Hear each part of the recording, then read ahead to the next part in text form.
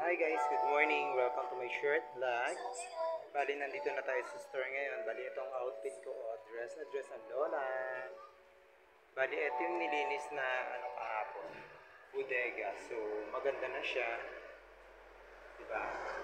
Otherwise, pwede na magpahinga. Pero ang plano daw dito is canteen. Yeah.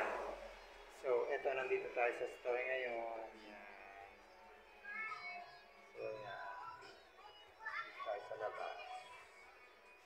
So, magsasalamin muna ako.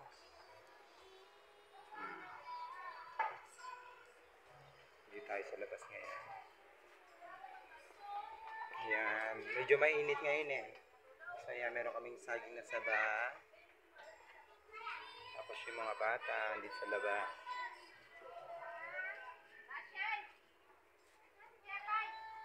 Ayan. Masyadong mainit. Ang kalsada, bakanting-bakante.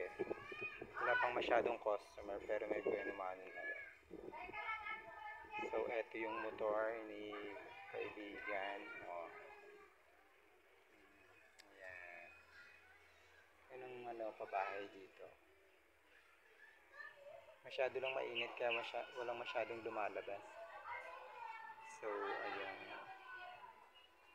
Ito yung tindahan ng fish guys. Yun, busy yung busy yung tindero sa pagsa-cellphone. Ayan, ito yung ganito yung pangkaraniwang araw-araw ng babae. Bali, magbe-breakfast na ako after nito. So, YouTube. So, yun, babalik na tayo sa ating tindahan. Yan ang mga bata nakatambay magang-maga. Mga walang pasok. November 2 na yata pasok nila. So, yun lang. Ganito ang pabahay sa Naik, Cavite. Maganda naman siya. So, hanggang dito na lang. Magbe-breakfast muna ako. Please do subscribe. God bless you. Have a nice day. Yan lang pang short update ko.